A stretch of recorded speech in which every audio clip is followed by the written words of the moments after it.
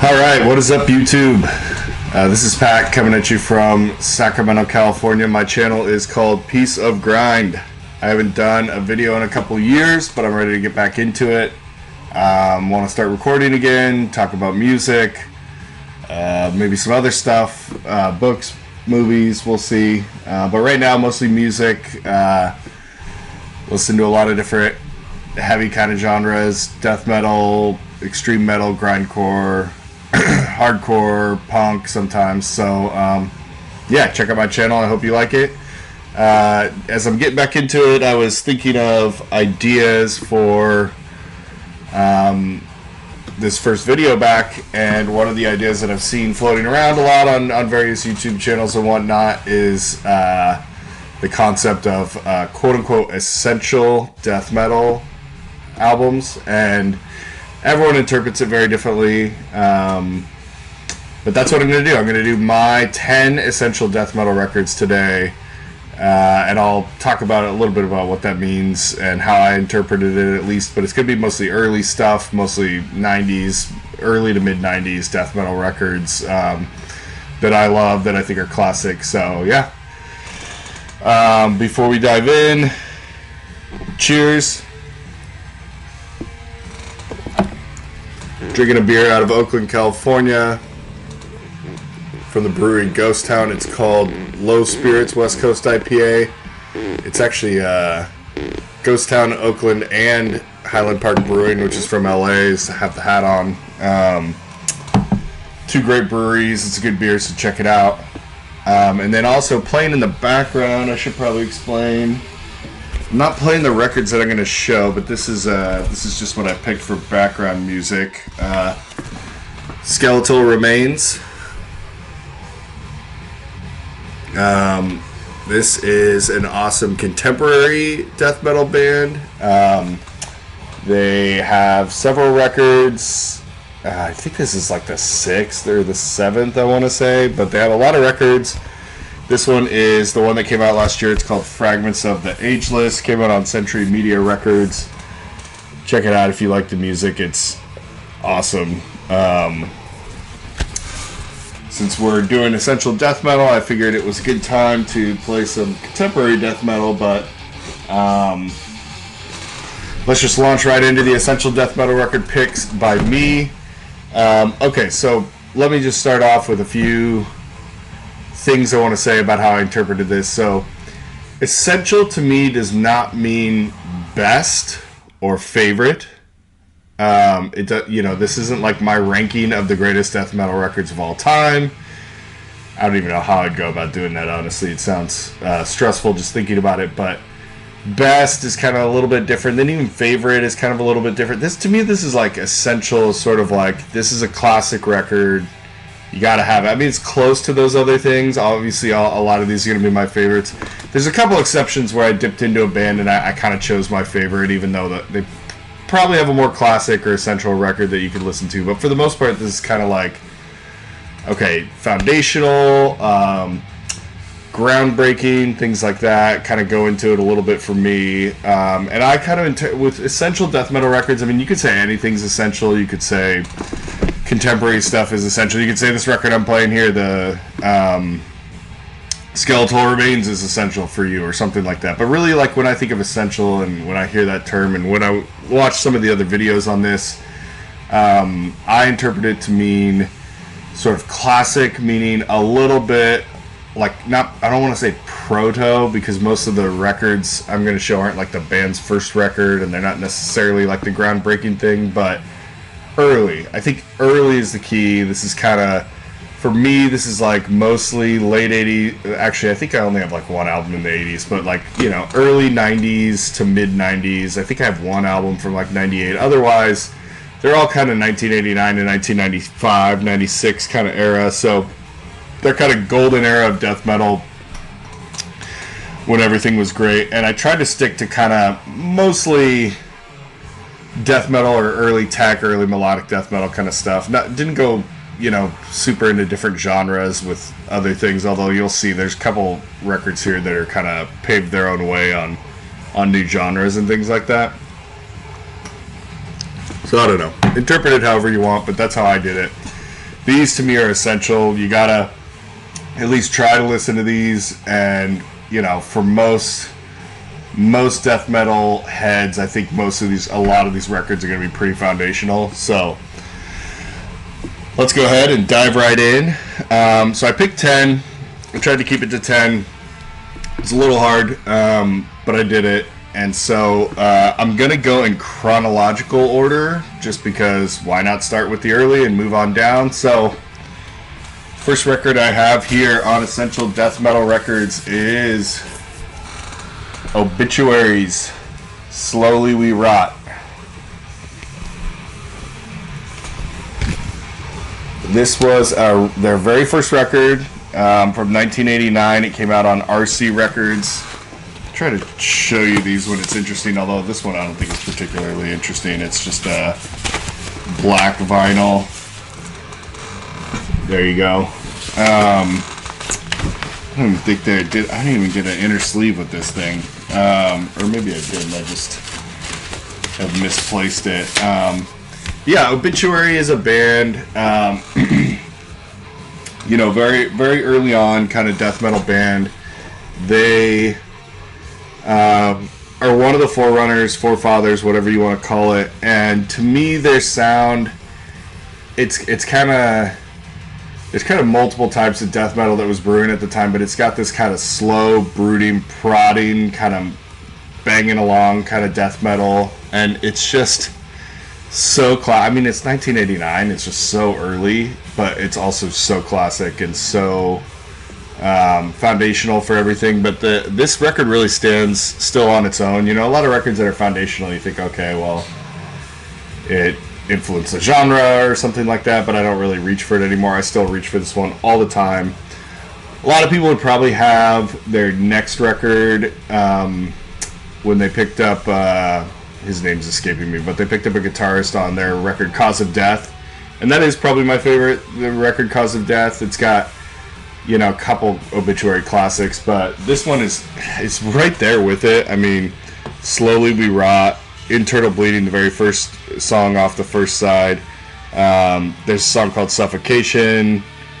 Gates to Hell, the closer on side one, is really good. So I mean, this one's really close to that in terms of just favorite, and I think it's even just like more foundational than anything, and kind of really influenced a lot of bands. So plus it's I don't know why I always just fucking love that cover, even more so than people love the eye on Cause of Death, but that cover to me is just so, I don't know, it's very late 80s. It's got that kind of zombie skeleton kind of aesthetic to it that I just love. So yeah, can't get enough of this record. Still spin it all the time. Obituary, Slowly We Rot is the first one. Okay. Speaking of foundational, I guess these early ones are just going to be some of the most influential, because I'm going to go into a record now. This is the first death metal record I think I ever heard. I'm not like a real old head that was listening to this stuff in the 90s. In fact, you know, I mean, I was kid in the 90s, but also even like as I was kind of coming into heavy music, my gateway to all this was mostly punk and hardcore, and it was only kind of, you know, it was well after the fact that I was getting into it, but I do remember this being the first record I ever heard, and it just absolutely blew me away. I had to, like, you know, figure out what was all about this record and why it was, you know, doing everything, and from there just launched, like, everything for me, and that is Entombed, Left Hand Path. Should be a surprise to no one. Try to get rid of the glare there. Iconic album artwork. Oh man, what can you say about Entombed's Left Hand Path? This band, super foundational, sort of Swedish death metal, and, you know, sort of foundational for the Swedish sound and the HM2 sound, which is sort of like the HM2 is like the pedal they used with the guitar that made the kind of buzzsaw sound. I don't know, it's hard to explain, but it's in so many bands that have come since.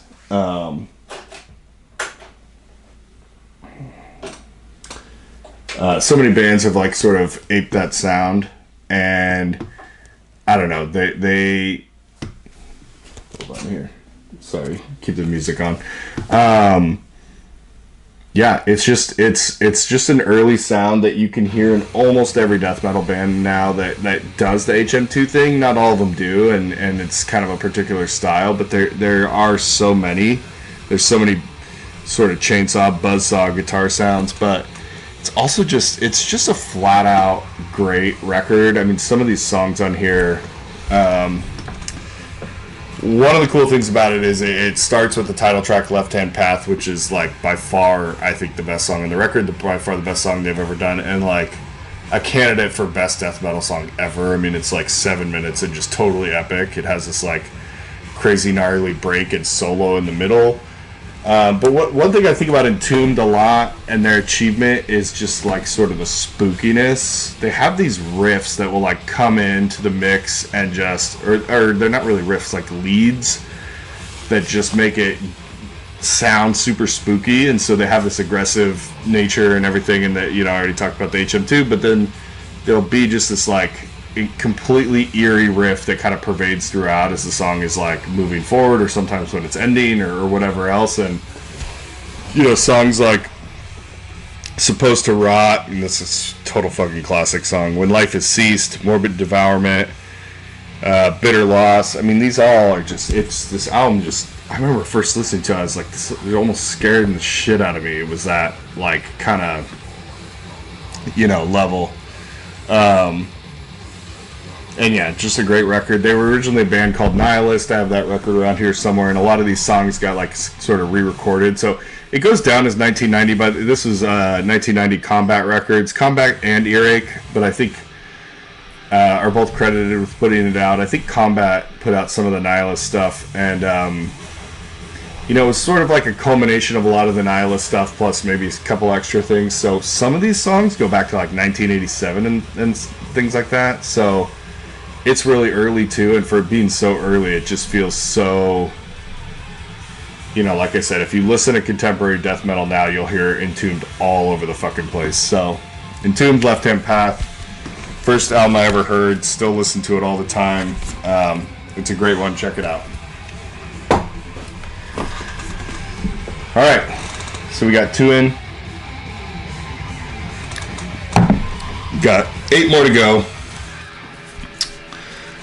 Okay, this is a band, and this record is from 1991, but they started in the late 80s. And kind of a little bit of a different album for them, I guess, a little bit. They started as sort of a quote-unquote gore grind band. That's what some people call them. I mean, but it was really grindy. And then this was their third record and kind of moved into a more death metal sound. This is Carcass's Necroticism. Necroticism Decanting the Insalubrious. Like that title always like cracks me up. Decanting the Insalubrious. I didn't even know insalubrious was a word. I just figured like salubrious was a word, so I guess makes sense. There'd be insalubrious. But yeah, so Carcass starts out. They put out Reek of Putrefaction. I think like 88, maybe 89, or maybe it's 89, and then Symphonies of Sickness is their second record. Reek of Putrefaction and Symphonies of Sickness are kind of the grindier kind of albums. I mean, it sits somewhere like it kind of has a little bit more parallels to something like a Napalm Death. And then this record comes out, and they pick up Michael Amott on guitar. So Michael Amott joins the band. He plays on this album. And it's just a little bit of a transition away from the gore grind, the grindy stuff, into more like death metal and a little bit more melodic, a little more like guitar solos and things like that. And they would eventually go really melodic. Their records after this are like foundational for. I mean, the band has this. What's so interesting about Carcass is they have like multiple different sort of eras of the band. They had their sort of grind era, and this is like the death metal era, and then eventually they kind of go full on into melodic death metal when they do Heartwork, which is a really big. That Heartwork could have been on this list, honestly. Is in fact a lot of people would have that as essential death metal, and I have it too. I mean, it's one of the greatest albums of all time. But I wanted to pick this one just because no one talks about this, and it pisses me off. Like, people kind of talk about their gore grind shit. They talk about Heartwork. They talk about their new shit because they had like a hiatus and then they came back and made this album, Surgical Steel, and then they had an album just a couple years ago and everybody loves it. But like, people don't come back to this, I think, because they think it just sounds a lot like the albums at the time and straight death metal. But I don't know, for me, I don't think that's the case at all. These are like really fucking crazy songs. They're all like 5, 6, 7 minutes, but they don't feel like that. It's kind of a long album. It's kind of like 48 minutes, but it doesn't feel like that. They have these riffs that kind of pummel you, and it is straight death metal, but then at the same time, those melodic leads and those solos and all the good guitar work from Michael Amott is like kind of filtering through like real subtly, I would say, but it's like definitely there, and it's part of all these songs, and it makes them sound really epic. So like Symposium of Sickness, the third track on side A, such an epic song, and there's just this soloing on it that's great. Same with the last track on the first or second side, the Sanguine Article. Carnious Cacophony is one of my favorite death metal songs ever. I mean, it's just a badass record, and there's like such a swagger to both Michael Amott and Jeff Walker, the other guitarist who has been in the band the whole time. They just like, sometimes they'll enter and it'll be this melodic lead soloing, and just the way they enter is so badass. I don't know how to explain it. It's kind of like a Moxie thing. But it's also just really well done. Other than that, production's great, everything else. Let me see if this is this one is a color vinyl that I picked up. All these, because I got into death metal late, none of these are like anywhere near a first press. These are just things I bought on Discogs or wherever I could find them, and try to get a color vinyl or whatever it is. But it's a great theme too. I don't know if you can tell from the artwork. It's like the theme is sort of a doctor trying to use forensics to put together a human body from stray parts, I guess is the best way to describe it. It's sort of like crafting a human being from these like leftover medical parts. The main two guys in the band, Bill and Jeff, like I think one of them had like a sister who was a nurse or something like that. And they had these like, or maybe she was a doctor. I remember reading early on, like when they were writing Reek of Putrefaction, that they would like borrow these medical journals that had all this like gross human anatomy stuff that was chronicled for like doctors and things like that, and they would like put that in there as this like gross death metal lyrics, especially on Reek of Putrefaction, so it's like a really gross album and it gets into a lot of that stuff. But then this is kind of like also that, but it's this theme of like a doctor trying to piece it together like a jigsaw. And there's some samples of the doctor like talking, and it's got this almost like, like somebody spoke into a recorder kind of thing. I think it's really cool. It's almost like the professor on Evil Dead, speaking, but this is like a mad scientist kind of guy.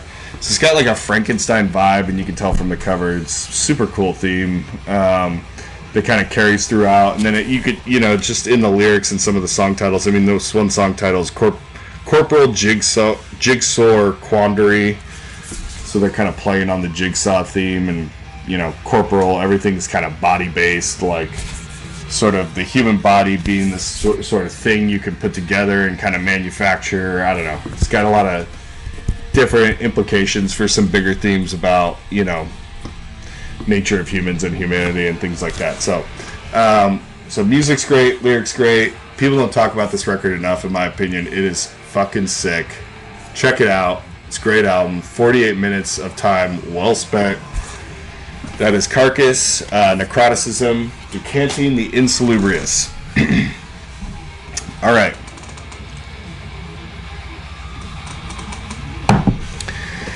Next up, we're going back to some Floridian death metal. Morbid Angel, Blessed Are the Sick. Sorry, trying to cut this glare out of here. There's this one's actually you got like a pretty cool gatefold. Here's the back of it. You know, I don't even know if I have to talk much about Morbid Angel. I mean, if you're into death metal, even you probably heard them at some point. If you're into death metal, it's a really weird band for me because their first two records and even the third are just so classic in like a way. And then after that, it gets very like kind of hit or miss-y for me. Like some of the albums in, it's funny. This is the band where all their albums kind of follow the alphabet. So first album was Altars of Madness with an A. This one's Blessed Are the Sick is with a B. Third one is Covenant. Then Domination kind of goes A, B, C, D. So when you get to like D and E and all that, I kind of lose it a little bit, but then they come back with the F and G albums, and then it gets like worse again. Like it's just a band that's kind of a roller coaster. But the first two albums, maybe first three, are just so goddamn classic. Like it's ridiculous. This is 1991, and you would never like think it with just the way some of the songs are arranged. Really like smart in terms of riffs. You know, they sound a little bit to me like some Death stuff sometimes. You know, everybody loves Death. I'm going to talk about Death later. You have to pick a Death album on an essential list. But, yeah, it's just... everyone really likes Altars of Madness, and that is so classic, and I agree. That's their first record. But this one, to me, gets even more essential, in my opinion, because I think it really... Altars of Madness is kind of like late 80s, and it kind of like establishes the foundation, but this is really where they like, you know, come into like better songwriting. The songs are a little more complex, a little more like soloing, things like that. You know, you can hear that especially on songs like my favorite song by them, just of anything they've ever recorded, is on this album. It's called The Ancient Ones. It's kind of the closer of, I think it's the closer of the second side, because there's another track listed, but I think that's just like an outro. But really like kind of sharp riffs that kind of break up, and then, you know, some great soloing. But they're just kind of like, they're kind of a straightforward death metal band. And if you were to pick, I would say like 3 or so death metal bands that like the current death metal is like borrowing from, they would be on there. Probably like them, and maybe like Autopsy and Incantation. Those are like the 3 I think of like, okay, everybody's doing this, of like the straightforward. Unless it's like a Swedish thing that they're doing Entombed, like I said before. But this is really like, you could hear Morbid Angel and like everything, including a lot of like more complex technical bands that exist now, like Blood Incantation and bands like that borrow a lot from Morbid Angel. So it's just a really great record. I love it. It's my favorite of theirs, and I think it's essential. So check it out, Blessed and Sick, Morbid Angel. And that one was on Earache Records too. So Earache had quite a run, because the first, these last, other than the very first one wasn't Earache, but Entombed, Carcass, and Morbid Angel were all Earache. So pretty good run in 1991 to put out those 3 records, and then they're all, you know, on my essentials list. So I talked about this band in the last segment. You cannot have an essential list without something by Death. This is Death's Human. How do you even talk about Death? I mean, it's kind of pointless if you're even sort of into death metal. You know how great Death is, I'm sure. I've never met a death metal head who wasn't like into Death in some kind of way, or at least like understood its importance. They're probably the most important death metal band of all time. Maybe not the most successful. Maybe you might not think they're kind of your personal favorite or whatever, but they have stuff that's just so I don't know, at the heart of the genre. And not just, this is actually really kind of their foray into tech death. So this is their 4th album, I believe. And the first couple are sort of really classic. You know, they get into, especially people love like Leprosy. And then there's one record before this. And this now gets into, it's basically the album that launches tech death. I mean, this has to be, I would think, the first tech death record. It's 1991. That's so early for tech death. Can't think of anything else that would be doing technical death metal like that. So really kind of complicated song arrangements and technicality in the music and the writing. It's not just about soloing like on that, you know, a lot of tech death bands now you think, okay, well they solo a lot, they sweep or whatever, but this is like almost like this record is like watching a great jazz band kind of form and a supergroup kind of coming together, because various different people kind of came together on this record. You know, Chuck obviously, Scholdinger has been at the heart of everything Death, but they,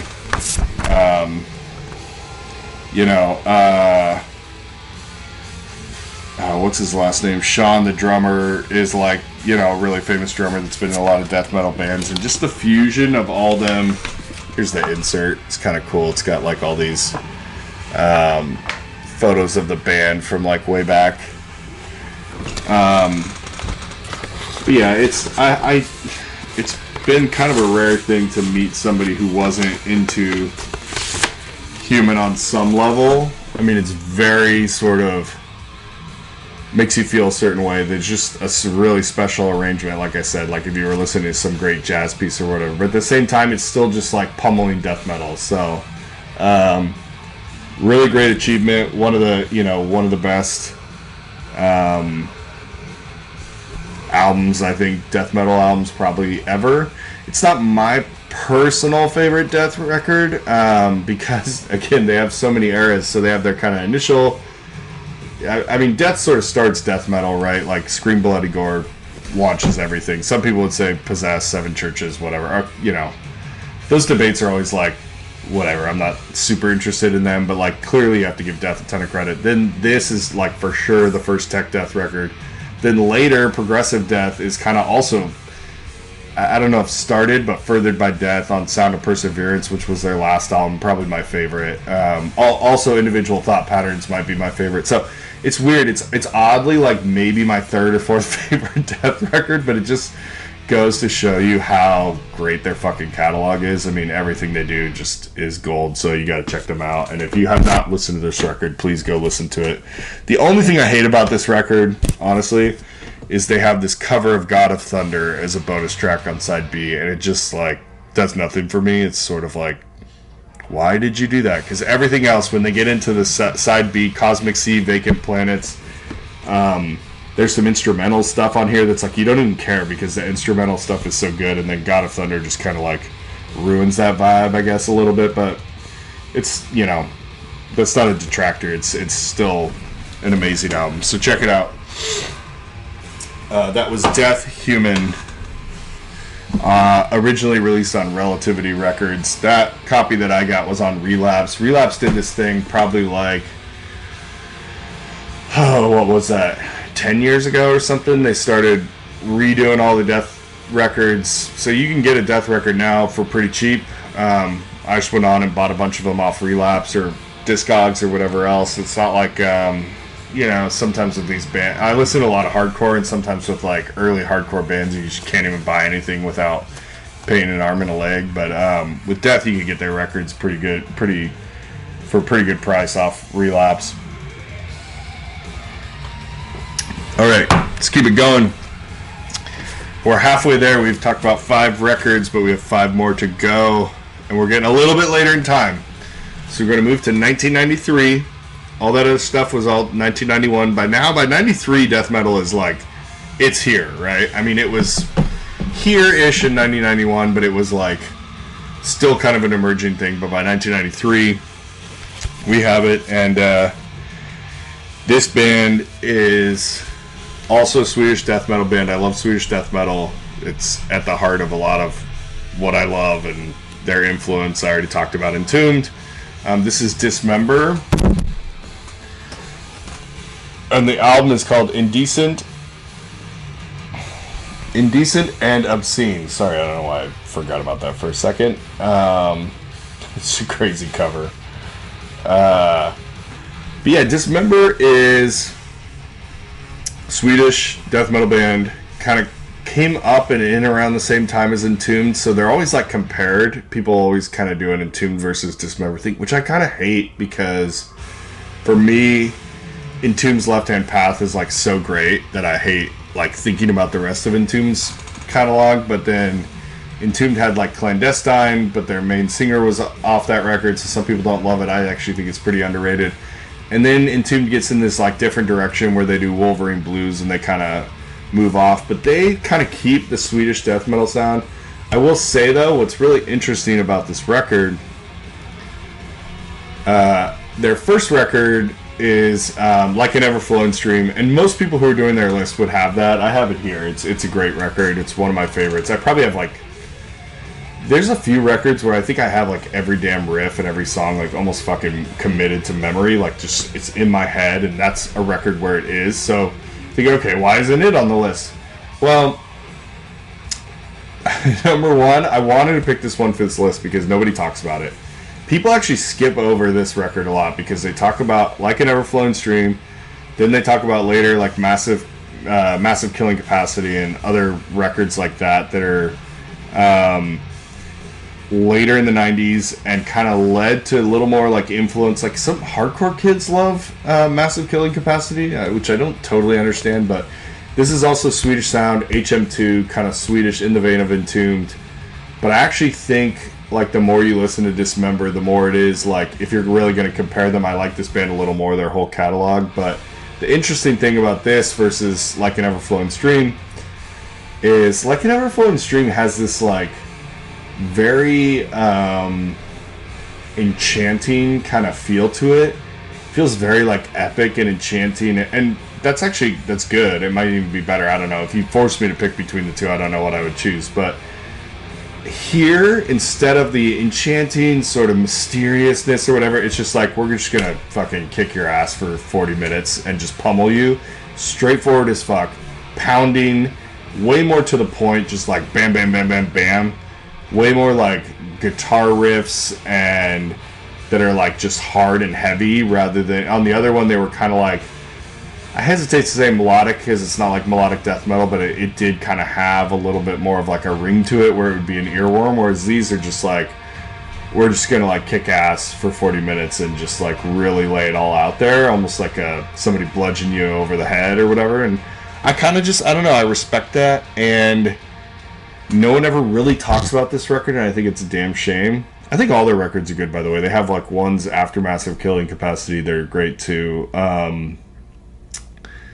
The name escapes me now, but pretty much anything you pick up by this band is going to be great. But to me, this and Like an Ever-Flowing Stream are the real essential ones, and so that's my pick on the essential for number 6. It's Dismember, Indecent, and Obscene. Okay. Turn this record over.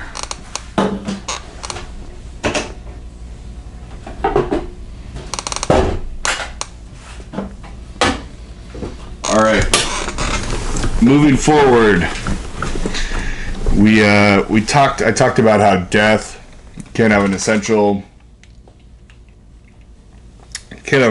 death metal list without death. That applies equally to this band too that I'm about to talk about, and that is Cannibal Corpse. And with Cannibal Corpse, it's not will it appear on an essentials list, it's which fucking album are you going to choose. So it's almost, again, like talking about Cannibal Corpse is kind of like, what do you talk about? They're so ubiquitous and like ever present in death metal, and they're so foundational. They have 16 albums, or maybe it's 17 now, I can't remember. Every damn one of them is good. I mean, except maybe like the very first one is like a little like, I won't go back to it. Every other album of the catalog other than the very first I will go back to. But again, I'm trying to stick to essential kind of early stuff. I thought about the first or the second or the third record, which are all really good, and I like them, but I ended up choosing what turned out to be their fourth, which is called The Bleeding. And again, I don't even know if this would crack like my top 3 favorite Cannibal Corpse records. Would it? I don't know. I like a lot of their stuff that comes later, but absolutely essential in my view. This is the last of the Chris Barnes era. So Cannibal Corpse, original lead singer was Chris Barnes, had all this, had all this immediate success. And then eventually they get Corpse Grinder after this album. So this is the last one with Barnes. The first record is called Eaten Back to Life. That's the one I said that I just don't go back to that one because it's just a little too raw. I think it's like 1989 or 1990. And then they have two records just to slay, Tomb of the Mutilated and Butchered at Birth, which have some of their classic songs.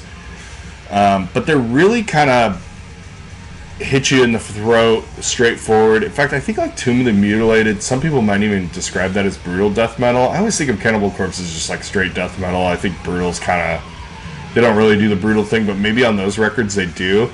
And then in this one, it just takes a slightly different direction.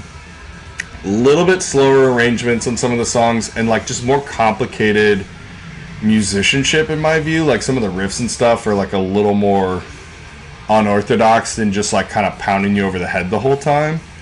And I guess that's what I like about it, and that's why I also chose it as Essential. I wanted to stick to the early era, but like of the early era, I kind of prefer this one the most. You know, the riffs are kind of sprayed throughout, but they're also like just a little more inventive and a little more difficult.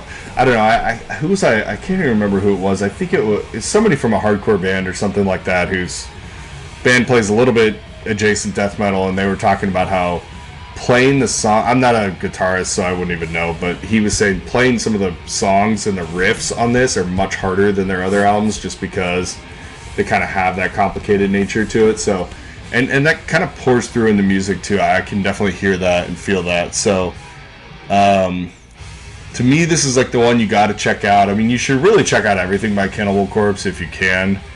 Or the, you know, if you're going to stick to early era, check out all four of those records. And then they go in different directions later, but like their later records, some of them I just think are fucking 10 out of 10. Like I said, this would probably be in my top 5 Cannibal Corpse records, but I don't know if it's even like top 3, but it's very essential. You can't go wrong with them. Very good stuff. Let me see. Does this one have a... Oh, nope. Oh, there's that insert sheet. It's kind of cool. But yeah, I was trying to look for some of the songs on here. Fucked with a Knife. It's a great song. Stripped, Raped, and Strangled. I mean, that's the only thing about this record that's kind of like too much sometimes is like Chris Barnes is just obsessed with rape. There's just like so many rape songs. I mean, you got like Stripped, Raped, and Strangled is the name of a song. You got Pulverized. By the time you get to the song called She Was Asking For It, it's just like, okay, we fucking get it, dude. But, you know, lyrics aren't the most profound thing ever, but they aren't on any Cannibal Corpse record, to be honest. I mean, they're cool and everything, but they're not like, you know, make you think like existential shit or anything. But it's a great band. Always been super consistent. Corpse Grinder era after this is fucking amazing, so you should check them out. But this for me is essential. It's got to be in everybody's catalog, or you gotta listen to it. So check it out. That's The Bleeding by Cannibal Corpse. All right, we got 3 left.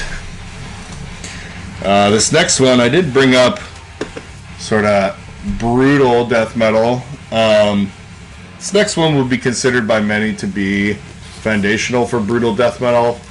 Whatever, I think it's just kind of normal death metal, or if it's brutal, whatever, then I guess I like brutal. This is Suffocation's Pierced From Within.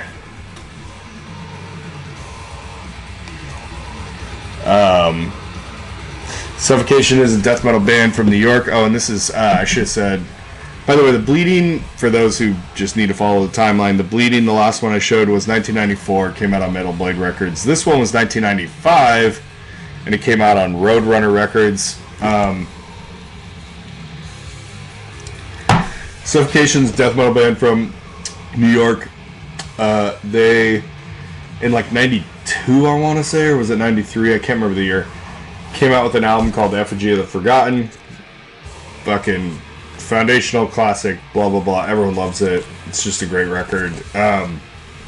Then their next record, also pretty great, but people hate the production, and I guess I agree because I just don't go back to that one as much. Although I will say, I think people blame the production for the reason they don't like that one, and then they move on to this one or whatever. And to me, I guess it's true. You know, this legendary producer who did this album, his name is Scott Burns. He did their first album. He kind of like wasn't there for the second album, that he was there for this one, and so you can hear it. I do agree with the take, I guess, that. And their second album, by the way, is called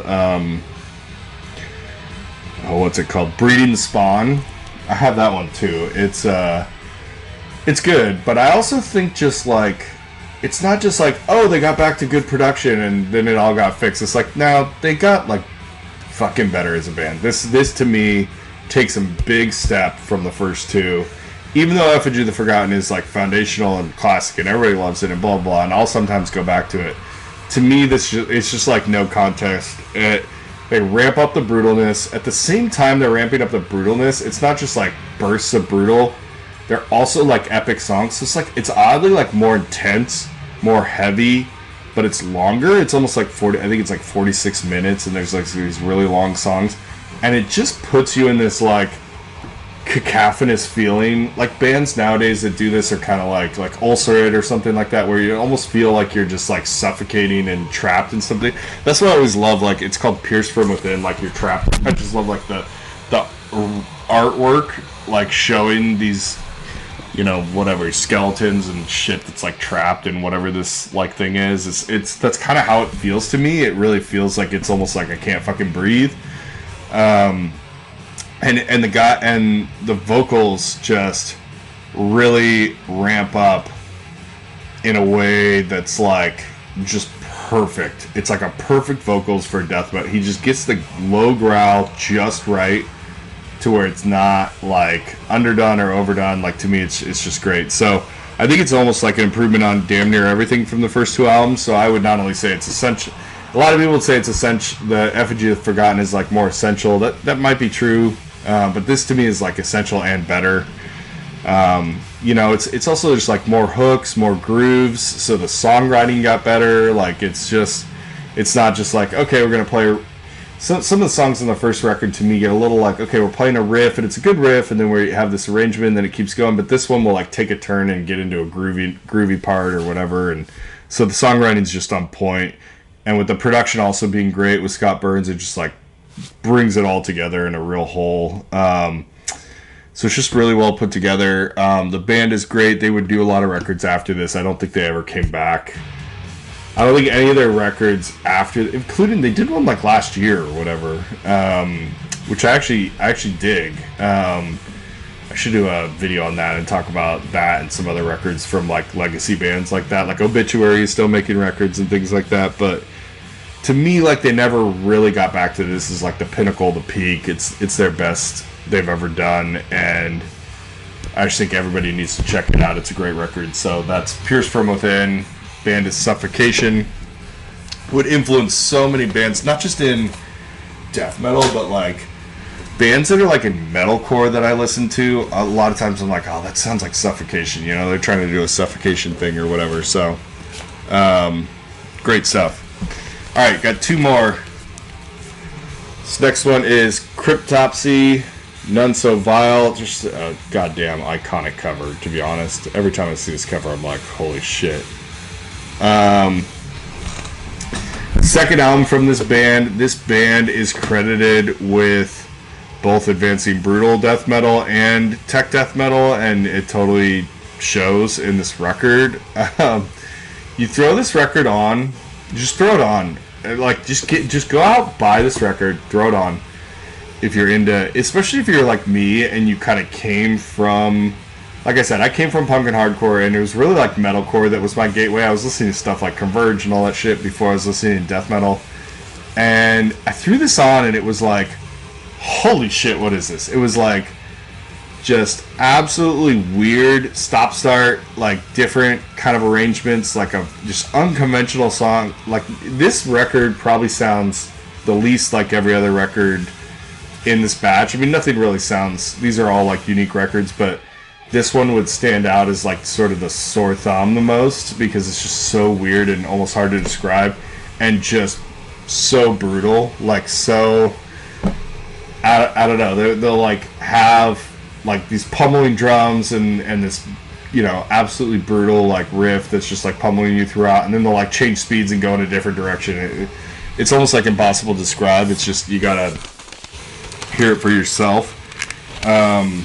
I recently picked up, they recently redid it. I picked up a pretty cool variant that's got like a black blue splatter, so that was sick. I was really happy to see that because I had never owned this record. I never had it, but I'd always listened to it.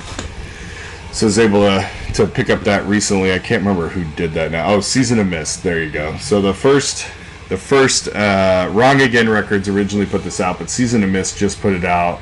They might have some still left that you could pick up, but you know, it's funny because it's so brutal. It like attracts this like contingent of bros, which is like always like a weird thing for me. I don't want to identify with like the bros who are into super brutal death metal. But then I was like, well, what do I care too? It's just great music because I think it's smarter than that. I don't think it's like the kind of like, you know, real you know, ass kicking brutal metal stuff that exists nowadays. It's also very. It's also technical, so it would kind of blend the brutal and the technical, and other bands like Dying Fetus and all that would like pick up on this and take it further and all that later. But you know, to me this is absolutely essential. Everyone needs to hear it. It needs to be in everybody's catalog at some point. I love it. They would go on to do a lot more records. I don't think they ever got close to capturing this. And in many ways, like there's like this period of their whole catalog that's kind of forgotten, to be honest. But I will say they released a record this year, which is really good, and the record before that I think was 2 years ago. It's called As Gomorrah Burns, I want to say. Both of those are outstanding. So there's something that's happened recently with the band where they picked back up into this like band I really want to like listen to and hear and everything. Because there was a stretch there where their records were just not great and nowhere on the level of this, but you gotta listen to, you gotta check out this one. It's Cryptopsy is the band, None So Vile is the title of the album. Alright. So we got one more. This is probably the biggest cheat, because this band is well, I'll just go ahead and say it. This is Incantation, Diabolical Conquest. It's a fucking sick album cover. I always love that shit. Incantation is a foundational death metal band that does a little bit of doomy stuff. So the kind of death doom nature of it that you hear in so many bands now goes all the way back to this band. And they have, especially their first record, Onward to Golgotha, is that probably, if we're like being real honest with ourselves, if I was being honest with myself, should have been the quote unquote essential pick, because that really is like kind of, you listen to that album and you're like, oh, I can hear this in like every death metal band nowadays. It's so crazy. It's very, you know, of that type. I chose this one though because A, nobody fucking talks about it, and I think it's by far their best record. It's an amazing record. I think it improves even off Onward to Golgotha, which is already just a Pantheon record. They had an album before that, too, what was it called? Mortar Throne of... I always get confused because they, like, re-released the same record. But there was a second record in between that was good, but this, to me, is where the band gets really interesting because it gets super doomy. And not like super doomy like their doom band now. They're still a death metal band at heart, but they'll be like I think the final song is 13 minutes, and there's like these long arrangements and things like that. And it's just more interesting to me. Like if I'm reaching for an album now, I reach for this one first before Onward to Golgotha or anything else. And by the way, they are another band that's stayed together. They keep making records. I love their record from a couple of years ago. Everybody was sort of mad about it. I think people are fucking crazy. It was great. I'll do a video at some point, talk about it. It's an amazing but like even the one before that I think everybody loved is called Sect of the Vile Divinities, or what is it, Sect of the Vile Divinities, something like that.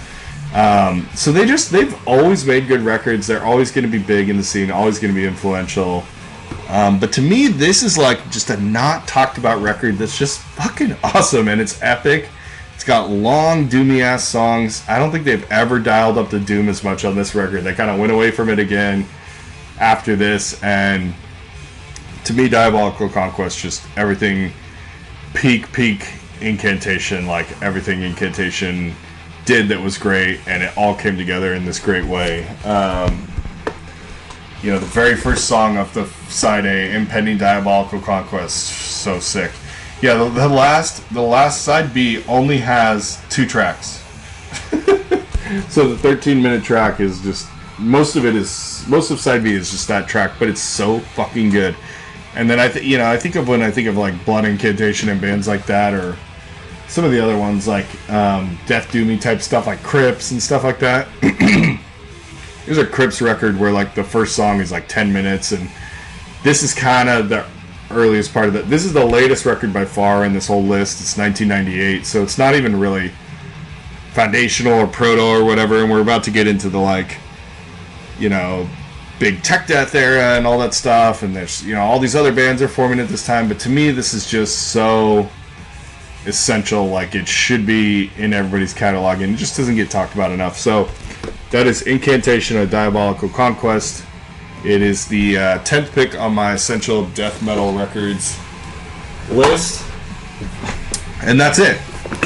So those are my 10 Essential Death Metal Records.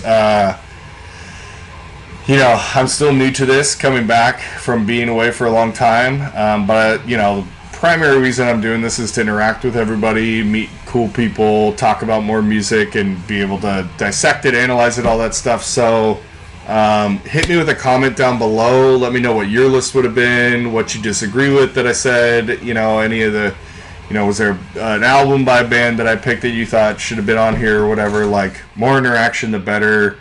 You know, subscribe to the channel, like this video if you can. But yeah, I will put out some more videos of things in the future, and everybody have a good night. Thanks for watching.